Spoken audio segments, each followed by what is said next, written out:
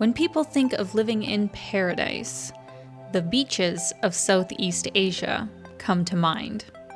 Fine white sand, crystal clear turquoise waters, maybe a fresh coconut to sip on. You are absolutely living your best life. It's no wonder that more and more people are moving or choosing to retire in countries like Thailand, the Philippines, Vietnam, and Cambodia. Most Southeast Asian countries are relatively safe, offer an affordable cost of living if you are coming from the West, and the locals are incredibly kind and welcoming. I have spent a combined year and a half since 2021 exploring the majority of countries in the region and was just so impressed that I did consider moving there as a new home base. But as with every country in the world, there is no perfect place. Each one comes with its own pros and cons, and you have to decide for yourself which overall is the best fit for what you are looking for. In today's video, I will be sharing with you guys my main reasons of why Southeast Asia wasn't the right fit for me, at least not yet. It breaks my heart, guys. It makes me very sad that Southeast Asia has to be taken out of the running of my new home base, meaning that Eastern Europe is the area that I am now going to focus on. Now, I am not saying that Southeast Asia isn't an amazing place to live. It was obviously my second region of choice, and if circumstances were a little bit different, I think it actually has a lot of factors above Eastern Europe, so I'll be sharing what those are with you guys later on in the video. But primarily, I wanted to talk about the 5 main reasons of why I think it would be a bit of a struggle for me and what I've kind of come to understand having spent most of the last 2 years there. And lastly, I will be sharing with you guys the top areas or top cities that I was thinking of moving to that I think are great places to live. So for anyone who is at all interested in potentially moving to Southeast Asia, I hope you will find this video helpful. But before we get into things, I want to say a big thank you to the sponsor of today's video, which is Level 8. If you are looking for stylish, sleek, and durable luggage to use on all of your worldwide adventures, look no further than Level 8. I have been using their luggage for over a year now and have traveled with it all over Southeast Asia. My 2 favorite pieces are the Roadrunner Pro, which is perfect as a carry-on that lets you easily grab your laptop for a streamlined experience through security, as well as the Luminous Large Trunk Check-In in the 28-inch size. This piece is made from very hard-wearing Bayer Macrolon material that is super scratch resistant. Both suitcases have Level 8 signature 360-degree spinner wheels that are ultra quiet and super smooth.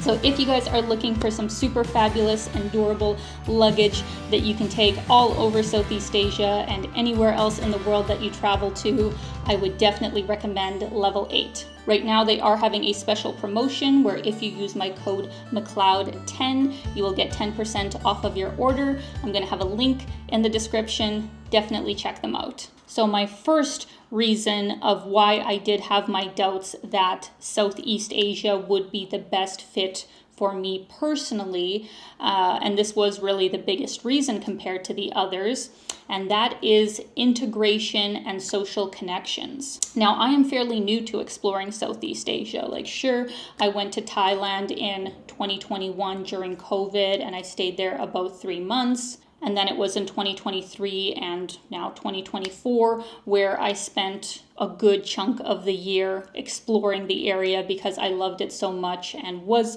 considering it as a place to move to. But because I was moving from place to place relatively quickly and also focusing on, content and just working, I didn't really get a chance to make a whole bunch of local friends. Luckily, I have some really great friends who live in Bangkok that I've met every single time I have went there. So that has been an amazing, social connection to have there. This year, I made some really great friends in Singapore that I would love to see again when I come back. So slowly but surely, I am building, a social network in that area of the world, but it's still not at all on the same level of the existing network that I already have in Eastern Europe. Obviously, being born in Ukraine, I still have my family who lives there, and then I also actually have a bunch of friends who live in lots of different parts of Europe. So no matter which country that I choose to live in Eastern Europe, even if I don't really know anybody in that country,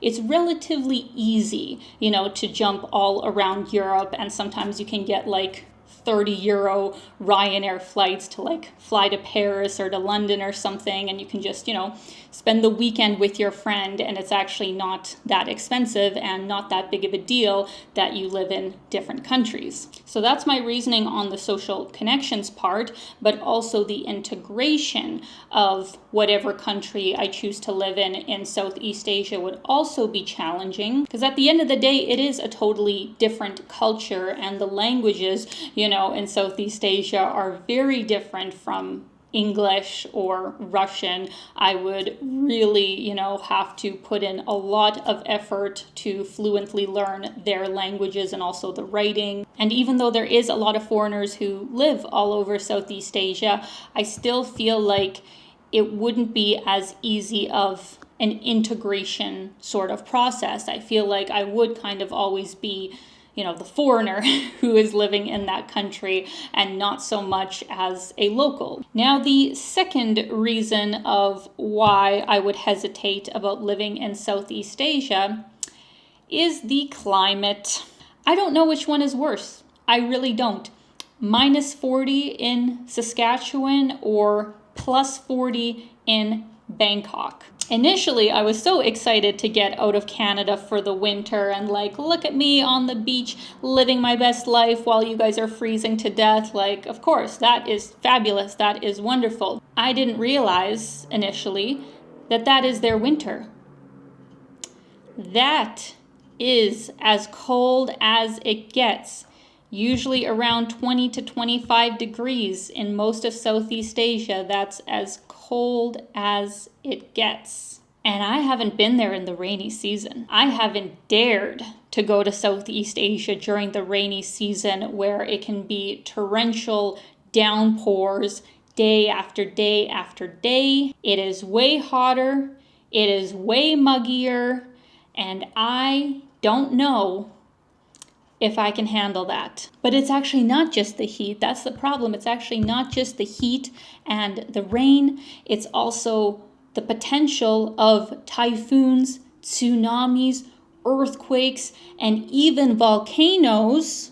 I think it's just in Indonesia that has volcanoes, but maybe some of the other countries have volcanoes as well. But there is some scary stuff, guys. They have some, very scary climate and just natural disaster things that I'm not used to dealing with from Canada. We don't have that kind of stuff. I don't know how to deal with that. Spending the last couple of years in Southeast Asia has actually made me realize how much I enjoy the 4 seasons, and that I would prefer to live in a place that has that. Of course, I would prefer that it's much milder than what we have in Canada, which is why, the places that I have been looking at in Eastern Europe are the perfect fit, in my opinion, weather-wise.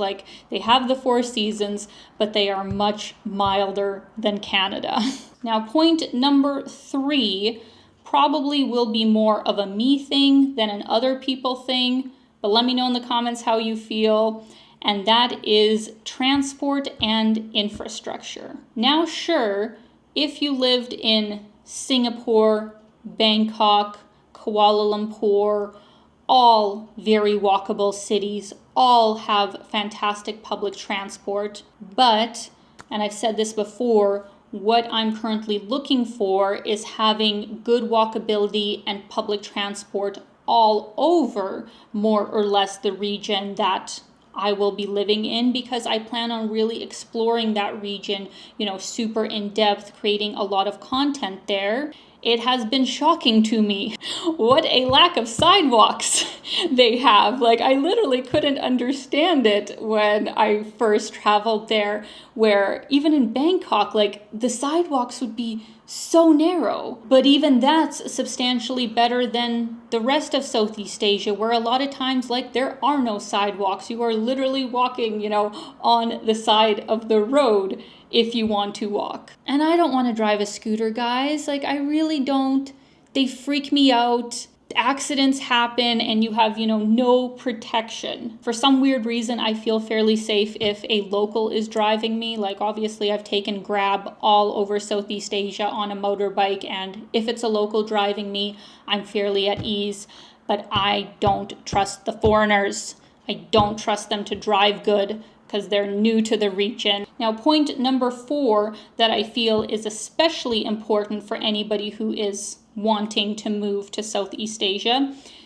Correct me if I'm wrong, but from my research, there's very few inexpensive paths to permanent residency or citizenship. To give you guys a general sort of overview of what I mean, almost every single country in Southeast Asia has some kind of long stay visa that you can qualify for if you have a minimum monthly income, usually starting at $1,200, as you can see for Thailand. Indonesia is $1,500, Malaysia is $2,000. Singapore is about $3,600, understandable because it is quite an expensive country. They have Vietnam here on the list, and I heard the Philippines also has a lot of great options. The main visa that a lot of people have been excited for that just came out comes from Thailand. It is their DTV visa, where the visa fee is only $400. It is valid for 5 years. It has multiple entry, and basically all you need to prove, whether you're a digital nomad or you have investment income, you just have to show that you're making at least $14,750 US over a period of 3 months. So let's just round that up to about $5,000 per month. Yes, that is much higher than the other long stay visas, but I feel like that's still pretty reasonable for them giving you a 5-year visa. Now, if you look at the investor visa programs, which do give you permanent residency in Southeast Asian countries, that's where the figures begin to be quite a bit higher, and this really is the main way that foreigners are able to get permanent residency in Southeast Asia, as far as I know. So Singapore, for example, with their global investor program, it is 10 million Singaporean dollars, which is 7.42 American, which is really, really high. Malaysia does have their really famous Malaysia My Second Home visa, where it's at least $227,000 of investment into the country. Thailand has had their Thai Elite visa program for a while, where it ranges from 5 to 20 years, so $17,000 to $59,000. And that one technically isn't a permanent residency either. You actually have to pay even more, I believe, on top of that to get an actual permanent residency. And then same with Indonesia, you usually have to prove that you have a savings of at least $135,000 or more that you will be expected to keep in a local bank account. So just keep that in mind, that if you are looking for a place to live where you will eventually get permanent residency or citizenship, usually it's going to be a lot more expensive in Southeast Asia. Now, my last point, point number 5, will not apply to everyone, but it is a very important thing to think about, especially if you are working remotely and for a foreign company, and that is the time difference. So luckily I work for myself and kind of can do my YouTube at whatever time I want, but there have been instances where if I'm working with a brand and maybe they want to do a Zoom call, or I have some kind of other thing that I'm collaborating with people and they live in a different place, it's usually been very inconvenient, like especially if it's in North America, that it's about a 12 to 13 hour difference depending on, the cities that you're in. So their morning is my evening and my evening is their morning. So think about that if you have a remote job where if you have to be there during their office hours and it's North America, that is your middle of the night. Like, do you want to be working at 3, 4 a.m. and then try and fall asleep at like 6, 7 a.m.? Because I know I sure wouldn't. So there you have it, guys. My 5 reasons of why I felt Southeast Asia wasn't the right fit for me at this point in time. But now I wanted to pair it briefly with 5 points where I think Southeast Asia is better than Eastern Europe. Point number 1, and I think this one is clearly obvious, it has the best beaches. I mean, that's why most people go to Southeast Asia, is the incredible tropical beaches. As nice as some of the beaches are in Eastern Europe, like, on the Black Sea, the Mediterranean Sea, it's not the same thing. The water's not as nice or as warm as it is in a lot of Southeast Asian countries. So if you really are a beach person and you want to live that kind of lifestyle, Southeast Asia is for you. Now, point number 2, I'm a little bit afraid to say, because I may get some flack from my own friends and family, but whatever, I'm here to speak the truth. The food is better in Southeast Asia. I know I will get scolded if my grandmother, rest in peace, was still alive. She's turning in her grave right now as I say this, because of course I love Eastern European food. I think, the quality of the produce in both countries is very high, but it is just so much more flavorful and there is just so much more variety when it comes to food in Southeast Asia. So dare I say it is better. Now my 3rd point, and I don't think people would actually argue with me about this one because you're wrong. You're obviously wrong if you think this, is that for sure the shopping is a million times better in Southeast Asia than it is in Eastern Europe. Like no other country in the world, in my opinion, that I have seen does malls as good as Southeast Asia. Like not even China, and China does really incredible malls as well, but my God, the malls that they have there are on another level. They are a work of art. But even if that's not for you, then they have their local markets, right? Then they have these markets that just go on and on and on with absolutely everything you could want, where you can barter and like get these crazy low prices for everything. And food, once again, at the markets is incredible. So if you are looking for shopping, it is just fabulous. So point number 4, and this is just my personal opinion, I do think that Southeast Asia, more than Eastern Europe, is on the up and up when it comes to economic opportunities and economic prosperity. What countries like Vietnam, Indonesia, and obviously like Singapore and, Thailand too, all of them, honestly, all of them, even Cambodia and Laos, they've all been through a lot of really difficult times, like some absolutely, horrible events that have happened in their history. And the way they have turned things around, like just how much they have built up their countries and opportunities for their people, how hardworking the people are there. Like I will say it over and over again, Southeast Asia has some incredibly hardworking people, and it is so extremely admirable. And I personally don't think that we in the West, like North America and Europe, kind of combined, while we have the upper hand right now, I don't know if it's going to be for that much longer. I have a feeling that there are going to be some new economic powers in the coming decades, and I think it is mainly going to be in Asia. Now, point number 5, and I can say this because I'm from Eastern Europe. You can't say this as much if you're, from other parts of the world. I know what these people are like. I'm one of them. I can say this. People are much friendlier in Southeast Asia. Like, if you go to Eastern Europe, it is not the land of smiles.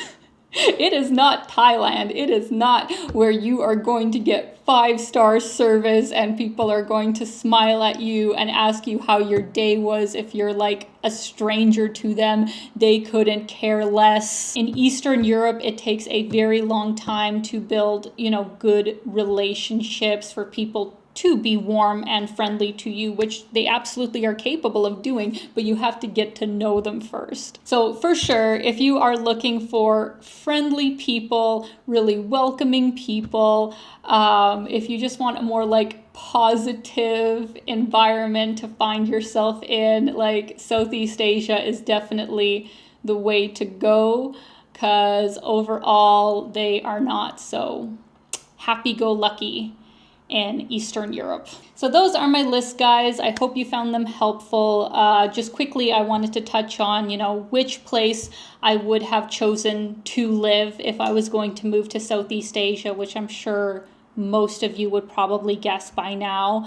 It is 100% Bangkok. Like, absolutely, that is the place that would make the most sense for me in Southeast Asia, not only because I love Thailand as a whole as a country, it fits my economic requirements that I'm looking for. The city has really good public transport. It is super walkable when it's not extremely hot out. And I really do just love the people. I love all of the people that I've come across in Southeast Asia, but Thailand especially, I really feel like I would enjoy living there and building my home there. The apartments in Bangkok are also absolutely incredible. So there are just so many positives about it. So if I was to move there, that is 100% where I would go. The two runners up, which honestly it is technically just one runner up because I can't afford Singapore at this point in time. Like, it's sadly not an option. As much as I love it, it is just too expensive